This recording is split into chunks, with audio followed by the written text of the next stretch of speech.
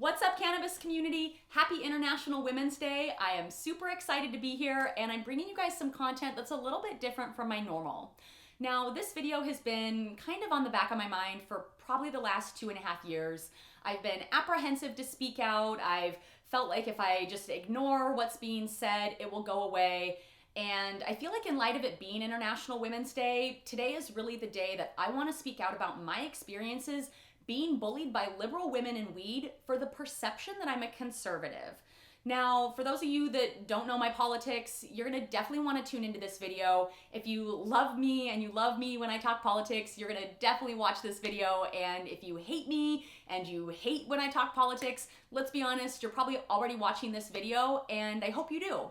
So my heart is pounding right now. I'm kind of nervous. I'm gonna speak to you guys from my heart. So before we dive in, let's get lit, let's smoke a bowl. Na na na na na na na na na. Whew. So what started it all? In fall 2018, I found myself the target of not one but 2 blog posts that were branding me as a conservative. The woman who wrote them was really upset because I said that I don't believe that government should provide single-payer birth control for all women. Now, this person said that, I hate women, I hate black women, how can you oppress women this way? And I tried to explain from an economic perspective why I don't believe that giving women free birth control from the government is beneficial for us. I don't think that taxpayers should line the pockets of pharmaceutical companies to then give us perceived free products. There's a lot of economics that went into why I explained my feelings, but people didn't want to hear them. And I watched as all these women jumped on board this hate train to try and get me canceled. I watched as people they compared me to the rapist at Select. I was called a baby Nazi. I was called a popular white devil who was using Negroes to get a pass. And I watched as all of these women who I considered friends, allies, and advocates in the space somehow got on board and clapped along. Now, this was really interesting to me because, let's be honest, if it was a conservative woman bullying liberal women for her views and saying, you're not welcome here, you shouldn't have a job, you shouldn't get paid, people would have been canned so fast, like that wouldn't fly at all. But somehow in the cannabis space, if you bully someone for their perceived conservative views, you'll get a photo shoot from Kush Queens, and you'll get a bunch of performative progressives clapping along as if that was their feel-good, do-good activism of fall 2018. Until most of these people posted a black square last summer and thought they were doing something. Now, eventually people stopped responding to this person because it was, sadly, her peak activism in this space was rallying a bunch of women to hate someone for her views. Now, one would think that maybe that people would get tired of like one libertarian in the space, but they didn't. And it seemed like there were multiple opportunities for people to jump on board this cancel culture bandwagon. Another time came maybe shortly after that when a woman in this space who goes by Breakfast Essentials shared something comparing now Joe Biden's immigrant children in cages to Nazi concentration camps. And I replied saying, I don't really think that I would compare people illegally entering the country through illegal ports of entry and being detained to 6 million people being forcibly rounded up and gassed to death for their religion. Now, most people would be like, gosh, I might disagree with you, but here's why. Instead, this woman decided that she was going to screenshot my messages, send them to women in the industry, and they were going to get on some hate group chat and share my stuff and again call for my cancellation. It was really interesting because I had women that were coming into my DMs, not even wanting to talk, just wanting to tell me how I'm wrong and this is why. And that seems to kind of be a common theme with these people is they don't want to have an open dialogue. They want to just tell you that you're wrong and that you're canceled. It was also really interesting because one of these women kept sending me texts, or DMs over and over and over. And so I sent her a video hey, here's me on video explaining to you why I feel the way that I do. Again, most people would be like, oh gosh, okay, well, we're free to disagree. But instead, this woman, per Karma Stone's recommendation, decided that she was going to screen record my video and then upload it to Vimeo saying that I'm defending my racism. No, I'm just trying to explain to you why I don't think that again, now Joe Biden's immigrant facilities are comparable to Nazi concentration camps. And it's also really interesting that I'd be willing to bet 99% of the women who bullied me for this voted for Joe Biden, who literally wrote the crime bill that allowed for the US government to detain what they now call, or in the legislation called, criminal aliens. Like, it doesn't make sense, but a lot of the things that have been said don't really make sense. So this summer, I spoke out against mask mandates, and I'll be the first person to admit that I'm very skeptical of the COVID narrative that's being pushed.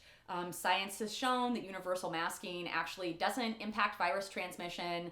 And if you really want to break down the science, your paper mask is so moist after 20 minutes, it's rendered ineffective. Your cloth mask actually needs 17 layers for it to prevent virus transmission. So this summer, I spoke out about why I didn't want to fly in a mask. And again, women in this space decided that they were going to send my video to a Karen's page. And sure enough, the same cancel culture came for me again.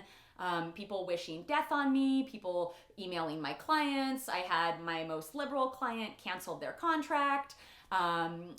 It was insane. Actually, one woman, Sweet Deezy of all people, when someone pointed out to her how, hey, you're actually bullying this woman.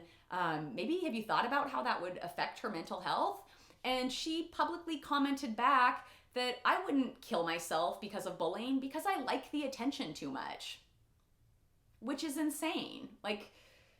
We'll talk more about just the mental health aspects of bullying in a bit, but it was crazy that all of these women who predominantly preach my body, my choice, female empowerment, inclusion, open-mindedness, somehow wanted to bully a woman who is speaking out against mask mandates. So I guess my body, my choice isn't an all-inclusive statement supporting bodily autonomy.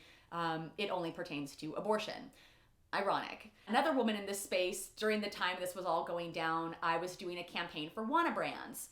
And one woman, Rachel Hurwitz, made sure that she sent this Karen's video to Wanna Brands, ensuring that I got my payment canceled, that they wouldn't work with me, and then she posted some other crazy stuff on her own Instagram about me.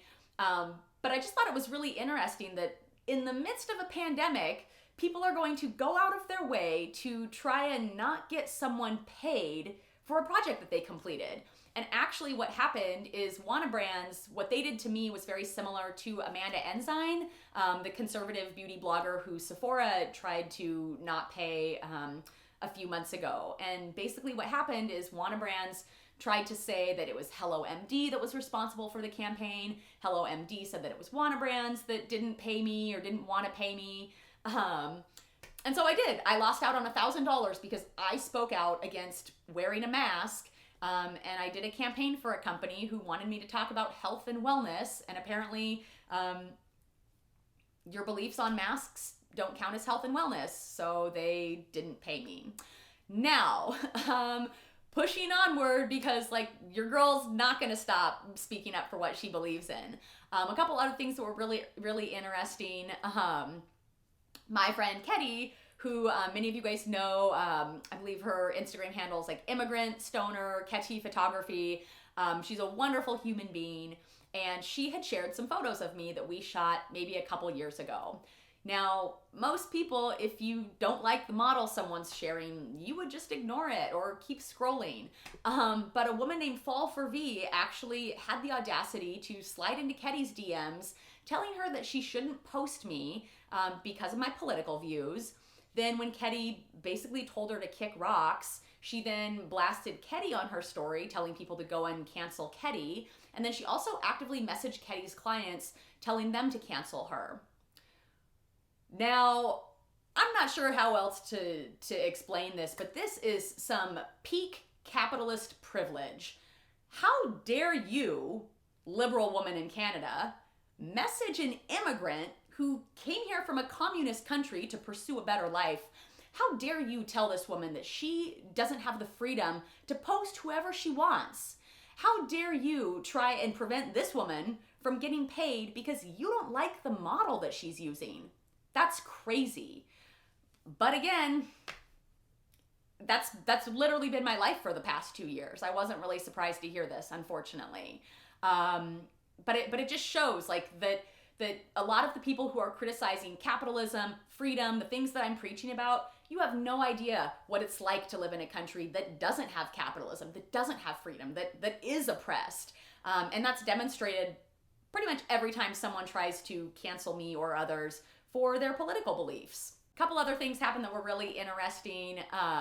So this summer, I had people get really angry about a video that I shared about why I left Seattle. For those of you that don't know, I left Seattle. I was sick of the syringes, the human feces, the trash, all of it. I was sick of Seattle. So I shared a video about why I left.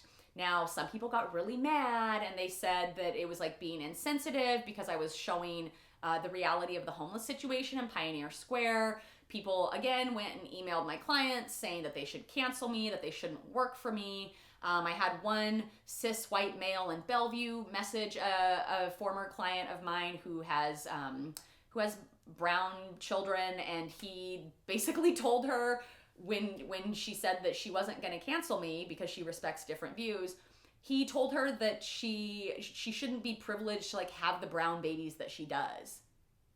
Which is crazy. Again, I don't understand why people seem to think that like minorities, women, immigrants, the gay community like are a monolithic culture that are only Democrat. And also people seem to forget we are free to have different views.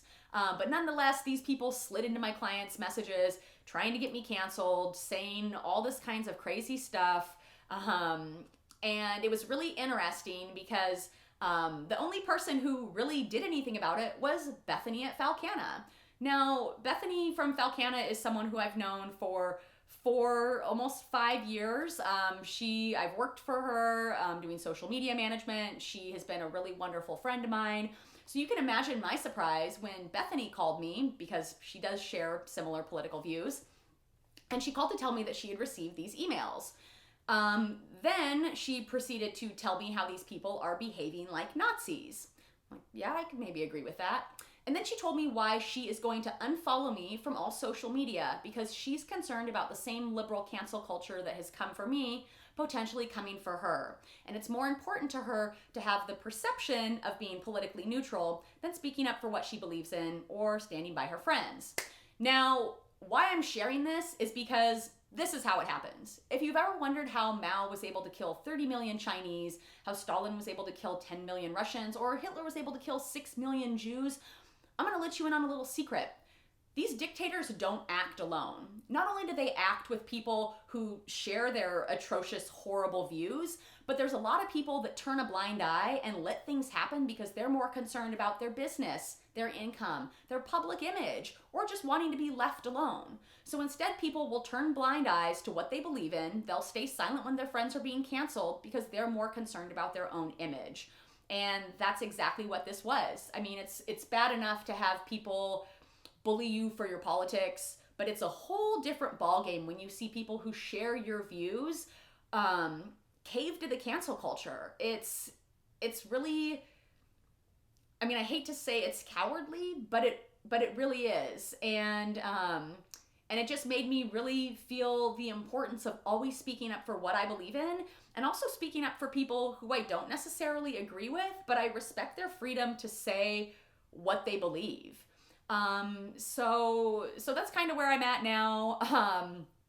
It's just been a really, really eye-opening last couple years, especially the last year with the pandemic. It's just really helped me see a lot of people for their true colors. So, let's take a little smoke break now that we've clarified what has happened. They've been hating. I think it's stupid funny.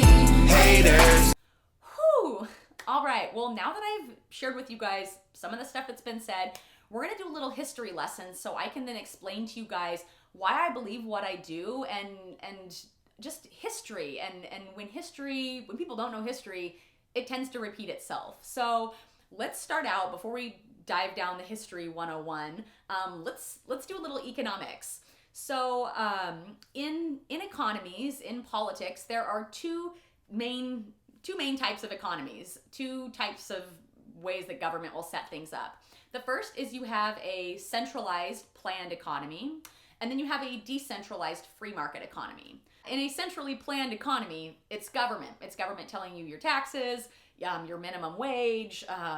It's the government controls the economy. Now, in a decentralized free market economy, the market figures things out, supply and demand. And I know people have said, oh, but like corporate bailouts, that's capitalism. That's actually not capitalism. That's crony statism because it's perpetuated by the government, which is, we're going to talk more about this in a second. But I just like to reiterate that corporate bailouts are not capitalism. And actually, that's a centrally planned economy. It's a little bit more on the socialist side of things, is when government is bailing out corporations. So in summation, centrally planned economy, government controlled. Free market economy, we the people control it. So now that we've established that, let's dive down the history rabbit hole. Now, one thing that I hear a lot of is, oh, you're fascist. Fascism, everyone's a fascist. So let's talk about fascism, shall we?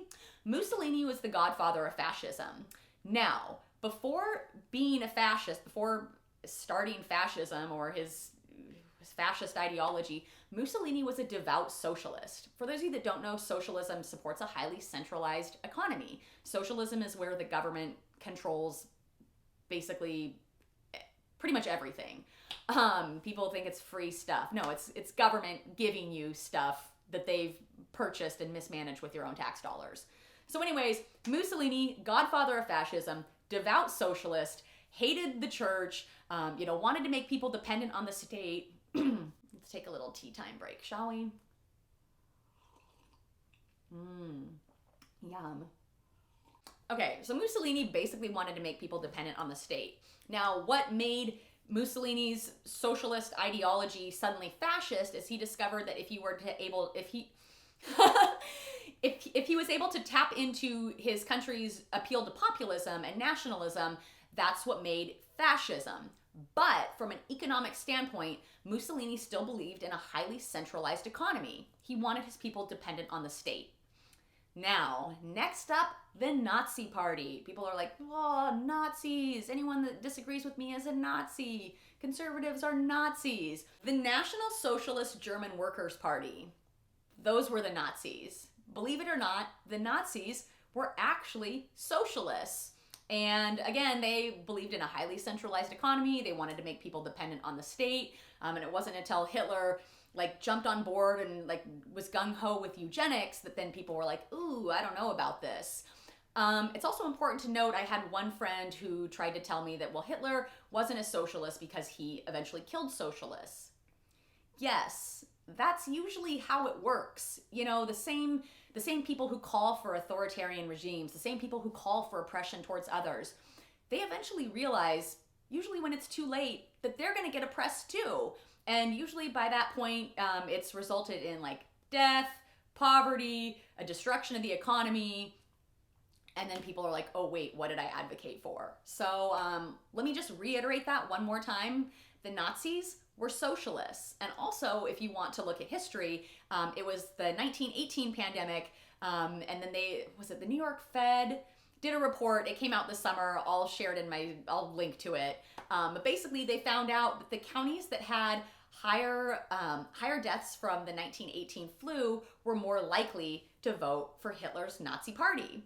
Now, that's interesting because I'm seeing a lot of this today where the same people are like, oh, the COVID, better vote for more government control, wear a mask, get a vaccine. So it seems like history is repeating itself. Now, one other piece of history that I think is worth noting, a lot of people like to use the word fascist as a political attack, like, oh, you disagree with me, you're fascist. This actually stems from communist Russia, and they would use fascist as a personal attack for anybody who didn't align with the Communist Party.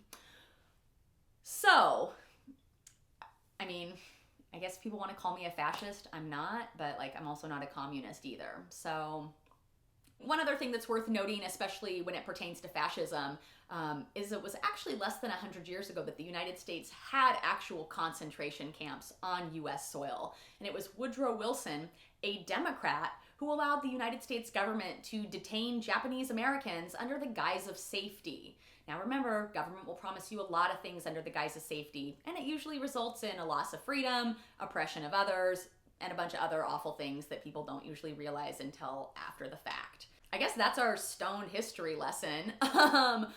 Let me just reiterate, like, government isn't your friend. They're not going to take care of you. They're not going to provide for you, but they will control you. And they'll probably brand it and market it as like free, single payer, equality. And it's not, because government historically oppresses people. Okay, after that, I think we need another bong rip. Talking while you're online, hating who you'll never be.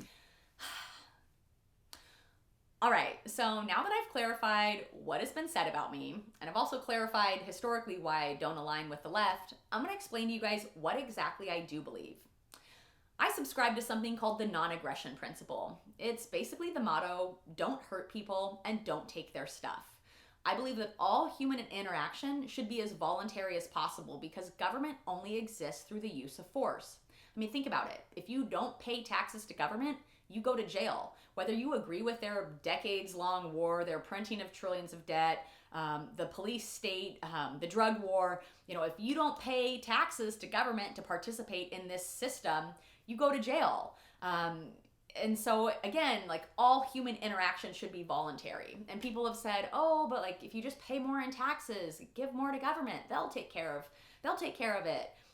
I think it's a cop-out to think that if you just pay more money to a bureaucratic entity, that therefore your problems will be solved. People forget that we are government. Like, we have the power to go out there and voluntarily help each other without giving money to government to then pay six-figure bureaucrats to mismanage and maybe lose, to then perhaps solve the problem, but they probably won't solve the problem because government profits as long as the problems that we have in society persist, because they can just tax us more to try and solve these problems. Also, one other thing that I'd like to note is government really is intentionally dividing us based on this right-left paradigm, because people that are divided are easier to control. It's why they've got us divided by political groups, race, religion, sexual orientation, gender, immigration status. Like, government doesn't want us united. Government wants us divided. And it's how they're able to keep pushing these horrible spending bills. It's how they're able to keep giving kickbacks to corporations, perpetuating the military-industrial complex, war overseas. I mean, heck, I got an email from the Congressional Budget Office on Thursday that was their 10-year budget outlook. The United States government is actually planning to run us $12 trillion in debt over the next decade. So think about that. Like, all of these problems that we have today, government's just planning to continue them, and they don't care because you're so busy fighting over your hatred for like the right or the left. Government's like, whatever, here's another $1 trillion spending bill. Here's $700 billion to the Middle East. Here's $16 billion to the airlines. Oh, here, Americans, here's $600 so we can condition you to want government to pay you money every month, and not realize that like what they're giving you is dependence. Like, government wants you dependent, and what government provides, government controls. Like, I mean, I don't really know how else to break it down for you, but all of these things that the people have vilified me for speaking out against, like, my question to you is, why do you want to be dependent? Why do you want to rely on government, bureaucracy, politicians, the same very people that you claim to hate? Why do you want to be dependent on them for your education, your healthcare, your housing, all of these things that people deem human rights? Like, I don't want to be dependent. I want to be free. And also, if your happiness is tied to something, be it, your government stimulus, your single payer healthcare, your job, your relationship, like monetary status, like, you will never be happy if your happiness or you feel like your success is dependent on somebody else. It's why I believe the government needs to get out of the way and let people live the most free and prosperous lives possible. Oh my gosh. Okay, let's take one more bong rip. I'm I can't even believe I'm sharing this. I don't know. I'm like sweating, I'm nervous. Let's take another bong rip. Everybody hates me, and I only know cause I read it. And I'd hate y'all too if that bothered me, but honestly I don't let it, yeah. All right, well, in summation, I just want to say to all of the women who are watching, and men too, I'd like to remind you guys that women aren't a monolithic culture. We don't have to vote just Democrat. And also, you know, if you're going to bully someone for their differing political views, is that really female empowerment? Is that really inclusion? Is that really open-mindedness? Ask yourselves why women, the same women who have tried to cancel me, ask yourselves why you're canceling someone who just wants freedom, liberty, limited government for all Americans. Like, that's what I preach, is freedom for everybody. And it's such a radical concept. I know my views, they go against the status quo. They don't fit the right-left paradigm. And let's be honest, if you've been raised on the mainstream media narrative for the last few decades, like, my ideas are probably really radical. But I don't think there's anything radical about freedom, liberty, bodily autonomy, and wanting to be in control of your own life. What I think is radical is wanting to make yourself dependent on government who has for decades oppressed people, dropped bombs on foreign countries. I mean, heck, we still have Guantanamo Bay open in Cuba. I can't even go and visit Cuba unless I get a visa. But remember when Obama promised to close Gitmo? Yeah, didn't happen. Politicians are full of false promises, which is why I truly believe that freedom is within all of us and that government is the one that is hindering that. The one other thing that I want to say is because now over the years, having started to speak out about my politics and just my views, I've had a lot of women who have come into my DMs. They've expressed support. They've shared that they have the same views. Other people have said they're too afraid to speak up. So this video is for you too. If you're a conservative, a libertarian, an anti-statist, and you're in the cannabis industry, I want you to know that you are not only welcome here, but you aren't alone, and your views matter too. So don't be afraid to speak up for what you believe in, because when you silence your voice to appease the masses, you're not doing anybody a favor. You're denying yourself your truth, and you're also letting people bully you for their political views. And historically, again, people that bully others for their political views and silence others for speaking up about freedom, yeah, they tend to be on the wrong side of history. So speak up for what you believe in and don't be afraid. Also, I want to say that, for the women who have bullied me, the women who don't like my politics, I get it. Maybe the things I'm speaking about are unconventional, but I would be willing to bet that if you sat down, smoked a blunt with me, and actually heard me out and had like an open dialogue with an open mind, while we might not agree at the end of the conversation, I bet you would see where I'm coming from and you'd at least respect my freedom to say what I believe. But people haven't. And so anybody that's watching this that hates me, hates my politics, like wants to see me canceled, reach out to me. Like, I would love to discuss these things with you in person, on FaceTime, on Instagram Live. I think it's really important that we have an open dialogue and stop living in the echo chamber that the duopoly wants us to live in. Because, again, when people are living in an echo chamber, when they are divided, they're easier to control. Okay, the last thing I want to touch on before I go is I do just want to touch on bullying in this space. This video is not intended to bully anyone. It's not intended to get people canceled or called out. I'm just sharing my experience with people in this space because for the last few years, I have not felt welcome here. I haven't felt enjoyment posting in the cannabis space. I've been pretty depressed, and I will be perfectly honest. It was really, really hard to watch so many women who I've supported, even though they had different political views, somehow jump on board this cancel culture bandwagon. And I don't think people understand, just the toll that bullying takes on your mental health. I was really, really depressed. There were times that I wanted to leave the industry. There were times I doubted myself. It was awful. And I genuinely wouldn't wish the treatment that I received from women in this space on anybody. Even my worst enemy, I wouldn't wish the way that I've been treated on anyone, because it was divisive, it was mean, it was hateful, and it's terrifying to me to see so many people try to justify canceling someone because they don't like their views.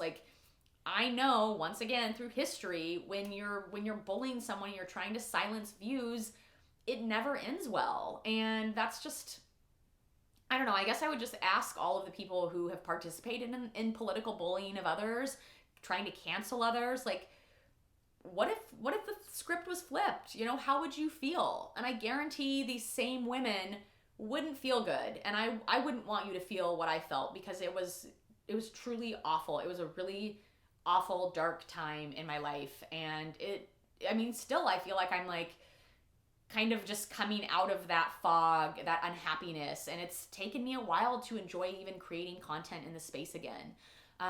So on that note, I do want to thank all the women who have been supportive, the women who have, you know, let me know that I'm not alone in my views, that they support me even if they disagree with my views, that they're here for me no matter what. I really can't thank you guys enough. There's not really words to explain it, because like when you feel like you're at rock bottom, you know, like, I don't know why I'm gonna cry. It was just really awful is what I'm trying to get at. It was like really, really awful. And it was so eye-opening for me to see women who reached out that I didn't even know, like, were aware of me or that shared my views. There will never be enough words to explain to you guys just how much that meant to me. So thank you, I guess. And to the men too who reached out, thank you. But really to the women, because I just felt so alone. So, on that note, let's take one more bong rip. And then I'll just close it out. I could not afford to give a fuck if it was finance. They've been hating. I think it's stupid funny. Haters. All right, well, on that note, that wraps up my International Women's Day video. I hope that you guys have learned something. I hope that I've clarified some things. I also hope that that this video will just encourage all women to just be a little bit more open-minded, tolerant, and accepting of women with different views. If we are going to preach female empowerment, we need to acknowledge that not all women will agree, and that empowered women allow women to speak up and empower others, even if they don't agree with what they're saying. If you have any questions, leave them in the comments below. If you like this video, like it. Let me know what you think. And also, if you've been bullied by other women in the space, I want to hear your stories, because you're not alone. And I think it's really important that we speak up and we speak out and we speak against bullying, because there's really we've got enough hate in society. Don't bring it here. On that note, I love you guys all so much. I'm so thankful for this space. And I look forward to just continuing onward and hopefully uniting more people around the message of freedom, liberty, and limited government. So on that note, I love you guys. Have a great day. Bye. Keep hating, you're wasting all of your energy on me.